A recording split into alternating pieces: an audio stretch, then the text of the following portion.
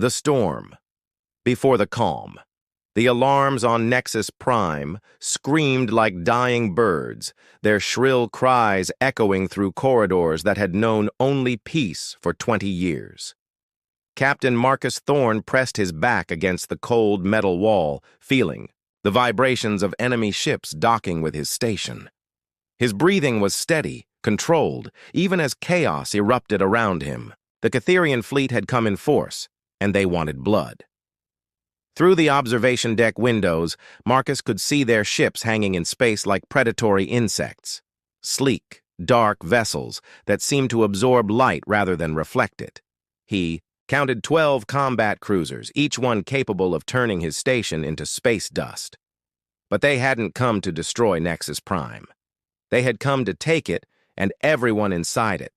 Lieutenant Jenny Brooks crouched beside him, her hands dancing, across a portable communication device. Her face was pale but determined, the kind of expression that marked someone who had seen too much war for her young age.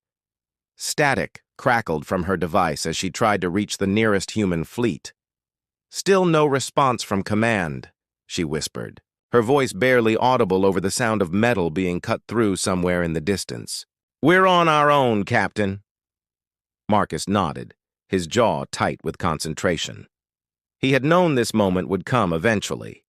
The peace treaty between humans and Catherians had been fragile from the start, held together by mutual exhaustion rather than true understanding.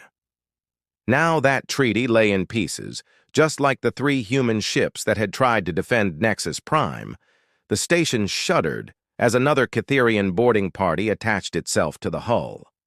Marcus closed his eyes and listened to the sounds of war returning to his life, metal grinding against metal, the hiss of pressure seals being breached, the distant thunder of boots marching through his corridors. He opened his eyes and looked at Jenny. She was young, maybe 25, with bright eyes that reminded him of his daughter back on Earth. She deserved better than to die in some forgotten corner of space, fighting a war that should have ended years ago. "How many defenders do we have left?" he asked. Jenny consulted her device, her fingers trembling slightly. 17, sir. Mostly maintenance staff and a few security guards. They have pulse rifles and basic armor. 17 people against an entire Catherian battle group. The odds were so impossible they were almost funny. Marcus had fought in the last war, had seen human soldiers perform miracles when their backs were against the wall. But this was different. This was suicide. "Sir," Jenny said quietly, "we could try to reach the escape pods. If we move quickly—" "No," Marcus interrupted, his voice firm but not harsh. "They'll just hunt us down in space. And besides, someone needs to protect the civilians in the lower levels." The station housed nearly 300 people. Researchers, engineers, their families, good people who had come to Nexus Prime believing in the promise of peace between species. They were hiding in the reinforced sections now, praying that their thin walls would protect them from what was coming. Marcus stood up and checked his sidearm. It was an old model, reliable, but nothing compared to Catherian weapons technology. Their energy rifles could cut through human armor like it was paper. Their warriors were faster, stronger, and they had been bred for war in ways that humans could barely comprehend. But humans had something else, something that had kept them alive through every impossible situation they had ever faced. They had the ability to think beyond the expected, to find solutions where none should exist. The sound of cutting stopped. Marcus knew what that meant. The Catherians were through the outer hull. Soon they would be flooding into his station, moving with the cold precision that made them such effective killers. He activated his communicator and spoke to his remaining defenders. "All personnel, this is Captain Thorne. They're coming through Section 7. Remember your training and remember why we're here. Protect the civilians. Make every shot count. And whatever happens, don't give up." The responses came back one by one. Voices he recognized, people he had worked with for years. They were scared, but they were ready. That was the thing about humans that other species never quite understood. Fear didn't make them run. It made them fight harder. The Dance of Death begins. The first Catherian warrior appeared at the end of Corridor 12 like a shadow given form. It moved with liquid grace, its armor seeming to shift and flow as it advanced. The creature stood nearly 7 feet tall, its elongated limbs ending in claws that could tear through steel. Its face was hidden behind a helmet that gleamed like black ice. Marcus had positioned himself at the intersection of 3 corridors, using the station's layout to his advantage. The Catherians were superior fighters, but they had to come to him through narrow passages that limited their numbers. The warrior raised its weapon, a rifle that hummed with deadly energy. Marcus was already moving, diving behind a support beam just as the beam scorched the air where his head had been. The smell of ozone filled the corridor.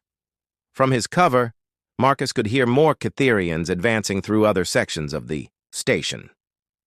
Their movements were almost silent, like ghosts walking through metal halls. But he had been fighting their kind for 15 years. He knew their patterns, their tactics. He rolled from cover and fired 3 quick shots. The first 2 struck the warrior's armor, sending sparks flying but doing little damage. The third found a gap at the neck joint. The creature dropped without a sound. "One down," Marcus whispered to himself. "Only about 50 more to go." Jenny's voice crackled through his earpiece. "Captain, they're in sections 4 and 9. Rodriguez and Kim are holding them back, but they need support." Marcus was already moving, his boots silent on the metal flooring. Years of military training had taught him how to move through a war zone, how to use every shadow and corner to his advantage. The Catherians might be superior warriors, but this was his station. He knew every passage, every vent, every place where a human could hide and strike. He reached Section 4 just as 2 Catherians were advancing on Rodriguez, a young security guard who was clearly out of his depth. The man was backed against a wall, his rifle shaking in his hands. The Catherians moved toward him with the patient certainty of predators closing in on wounded prey. Marcus dropped from a ceiling maintenance hatch, landing behind the first warrior. His knife found the gap between armor plates, and the creature fell. The second warrior spun toward him with inhuman speed, but Marcus was already moving again, using Rodriguez as cover while he lined up his shot. The pulse rifle beam missed him, by inches, close enough that he felt the heat through his uniform. His return shot took the warrior in the center of mass, sending it crashing into the wall. "Thank you, sir," Rodriguez gasped, his face white with shock. "Stay alive," Marcus replied, already moving toward Section 9. "That's an order." The tide turns dark by the time Marcus reached the central hub of the station. He could see that the battle was going badly. His 17 defenders had been reduced to 9. The Catherians were systematically clearing each section, moving with mechanical efficiency toward the civilian shelters. Jenny met him at the command center, her equipment scattered around her like the tools of a desperate last stand. Blood ran from a cut on her forehead, but her eyes were still sharp with determination. "They're coordinating perfectly," she reported. "It's like they know exactly where we are at all times." Marcus studied the tactical display, watching the red dots that represented enemy forces converge on their position. The Catherians weren't just better fighters. They were better at war itself, approaching each battle like a complex equation to be solved rather than a chaotic struggle between opponents. But as he watched their movements, Marcus began to see something else. A pattern in their advance, a rhythm to their attacks. The Catherians fought like they had been programmed, following predetermined strategies that had served them well in countless battles. That gave him an idea.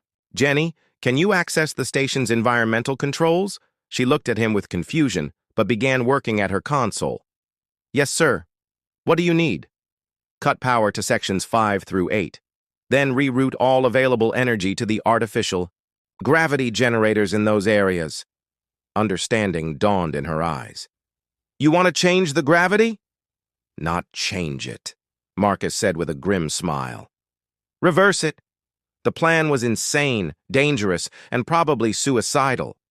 But it was also completely unexpected, which was exactly what they needed. The Catherians were used to fighting in standard conditions, using their superior strength and speed to overwhelm opponents. If Marcus could change the rules of engagement, maybe his people would have a chance. Jenny's fingers flew across her. Controls. Ready, sir? Do it. The lights flickered throughout the affected sections, and suddenly the Catherians advancing through those corridors found themselves falling upward toward the ceiling. Their grace and coordination meant nothing when up became down, and their carefully planned attack routes became three-dimensional mazes. Marcus could hear the sounds of confusion echoing through the station, crashes, shouts in the Catherian language, the distinctive whine of energy weapons firing in random directions. Rodriguez Kim, advance into Section 6, Marcus ordered through his communicator. They're disoriented. Press the advantage. For the first time since the battle began, his people were winning. The remaining human defenders moved through the gravity-reversed sections like they were swimming through air, using their familiarity with the station layout to outmaneuver their confused enemies. But Marcus knew this was only a temporary victory. The Catherians would adapt, would find ways to counter his strategy, and when they did, his people would be back to fighting a battle they couldn't win. The hunter emerges. If summoned by his thoughts, a new signal appeared on the tactical display. A single Catherian moving through the station with purpose, ignoring the chaos in the gravity-reversed sections. This one was different, faster, more direct in its approach. Jenny noticed it too. Sir, that one's heading straight for the command center, and it's moving through areas we haven't touched. Marcus felt a chill run down his spine. He had heard stories about Catherian elite warriors, soldiers who were enhanced beyond the already formidable baseline of their species. They were rare, precious assets that commanders only deployed when victory was absolutely crucial. The blast doors to the command center suddenly glowed red-hot and began to melt. Something on the other side was cutting through 3 feet of reinforced steel, like it was paper. Marcus grabbed Jenny's arm and pulled her toward the emergency exit. They barely made it to the corridor before the doors collapsed inward, revealing the figure that had been hunting them. The Catherian warrior stood nearly 8 feet tall, its armor black as space itself. Unlike the others, this one carried no rifle.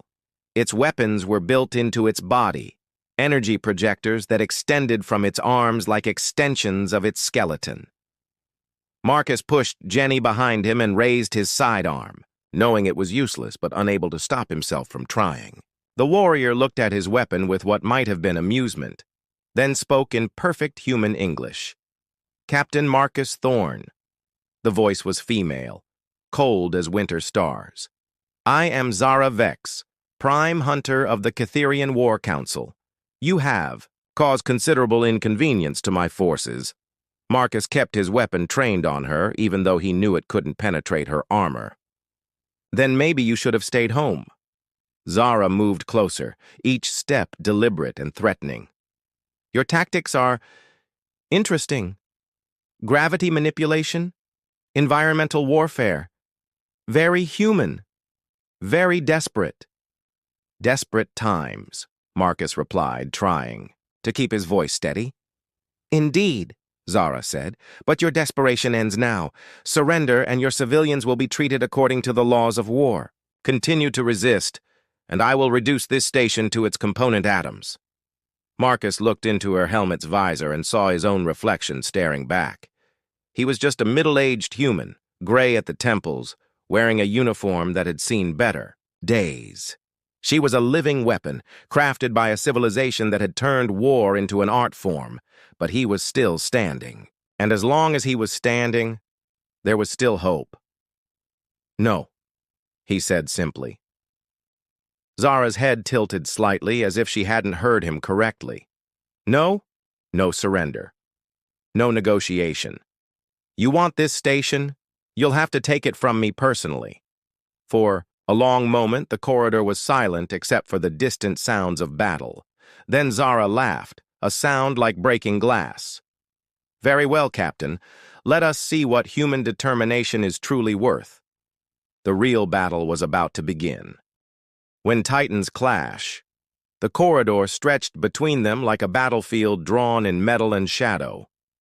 Marcus could hear his own heartbeat, steady despite the adrenaline coursing through his veins. Jenny had retreated to a safe distance, her communication device crackling with reports from the remaining defenders scattered throughout the station.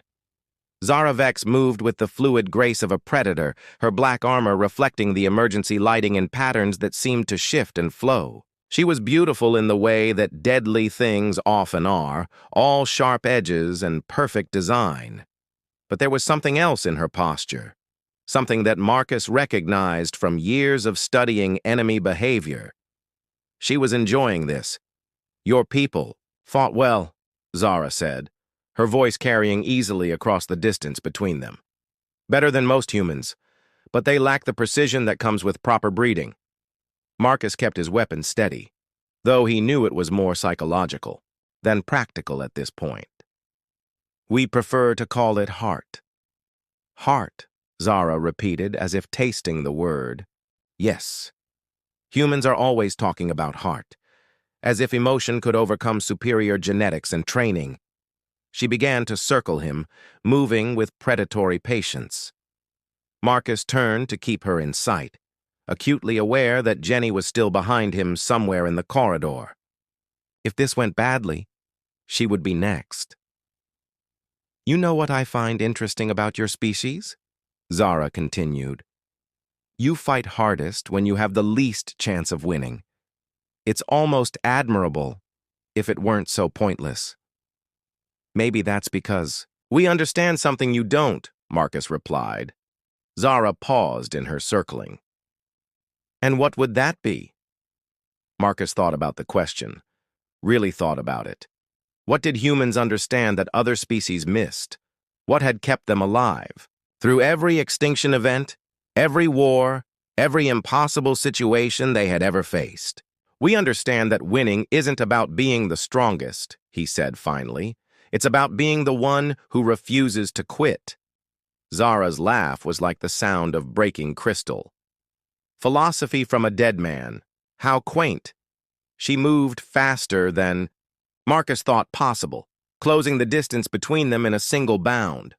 Her clawed hand swept toward his throat, and he barely managed to duck under the strike. The wall behind him sparked as her claws raked across the metal plating. Marcus rolled away and came up firing, his pulse rifle sending 3 quick bursts toward Zara's center mass. The shot struck her armor and dissipated harmlessly, but they forced her to adjust her position, buying him precious seconds. He had fought Catherians before, but never one like this. Zara moved like water-given form, flowing around his attacks and striking back with mechanical precision. Every movement was calculated, efficient, perfect. Too perfect. Marcus began to see the pattern in her attacks. She fought like she had been, programmed, following combat algorithms that had been drilled into her through years of training. It was flawless technique, but it was also predictable. Humans, on the other hand, fought messy. They made mistakes, took risks, did things that made no tactical sense. It drove military instructors crazy, but it also made them nearly impossible to predict. The dance of desperation, Zara's next attack came low, her claws sweeping toward his legs. Instead of jumping back as any sane person would do, Marcus stepped forward into the strike, taking a glancing blow to his thigh in exchange for getting inside her guard.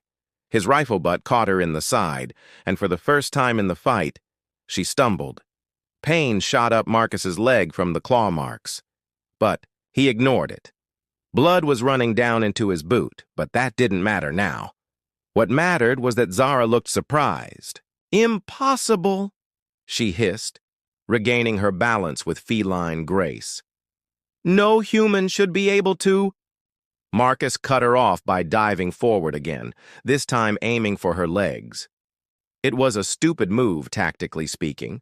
She was faster and stronger, and getting close to her was suicide. But it was also the last thing she expected. His shoulder caught her behind the knees, and they both went down in a tangle of limbs and armor. Marcus found himself grappling with a creature that was designed to kill, her strength making his own seem pathetic by comparison. But he had wrestled with his brothers as a kid, had learned dirty tricks in military training that no Cytherian combat manual would ever teach. He drove his elbow into the gap where her helmet met her armor, felt it connect with something vital. Zara's grip loosened for just a moment, and Marcus rolled away, gasping for breath. They faced each other across the corridor, both breathing hard now. Zara's perfect composure was cracking, revealing something underneath that might have been anger or respect. "You fight like an animal," she said. "Thank you," Marcus replied. This time when she came at him, there was emotion in her movements. Anger made her faster but less precise. Marcus used the corridor walls to his advantage, ducking around support beams and using the narrow space to limit her mobility.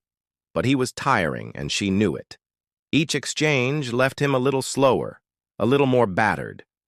The cut on his leg was bleeding freely now, and his ribs ached from where her claws had raked across his chest. Jenny's voice crackled through his earpiece.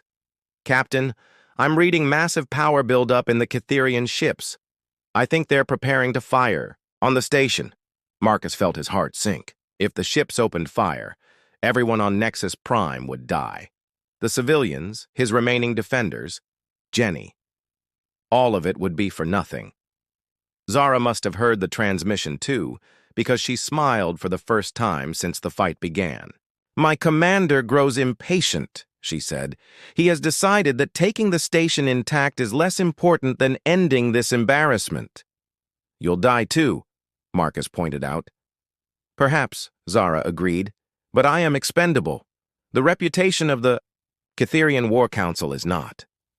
Marcus looked at her, really looked at her, and suddenly he understood. This wasn't about the station or the war or even the lives of the people hiding in the lower levels. This was about pride. Cytherian pride that couldn't tolerate being outfought by a handful of humans. And in that moment of understanding, Marcus realized something else, something that changed everything. "The weight of truth, you're afraid," Marcus said quietly. Zara's head snapped toward him, her posture shifting into pure threat. "What did you say?" "You heard me," Marcus said, lowering his weapon slightly. "You're afraid of what it means that we've lasted this long." "Humans do not frighten Cytherians," Zara replied, but there was something in her voice that hadn't been there before. "Uncertainty." Marcus took a step forward, ignoring the way her claws extended. In response, "Then why are you here? Why send your best warrior to deal with 17 humans on a research station?" Zara didn't answer, but her silence was answer enough. Marcus continued, his voice growing stronger. "You're here because we scare you. Not our weapons or our ships, or our technology. We scare you because we don't know when to quit. Because we'll fight you with sticks and stones if we have to. Because even when you beat us, we get back up." "Enough," Zara snarled, raising her arm to strike. "Your people have been at war for 1,000 years, Marcus pressed on. You've conquered species that were stronger, faster, smarter than us. But you've never faced anything like humanity, have you? We're not just another enemy to be defeated. We're a mirror showing you what you've become." Zara hesitated, her weapon arm trembling with restrained violence. Marcus saw his chance and took it, not to attack, but to speak the words that would change everything. "You used to be explorers." The corridor fell silent except for the distant hum of the station's life support systems. Zara stood frozen, as if Marcus had struck her with something more devastating than any physical blow. "The historical records from before the war," Marcus continued gently. "We found them in the ruins on Kepler 7. Your people didn't start as warriors. You were scientists, philosophers, artists.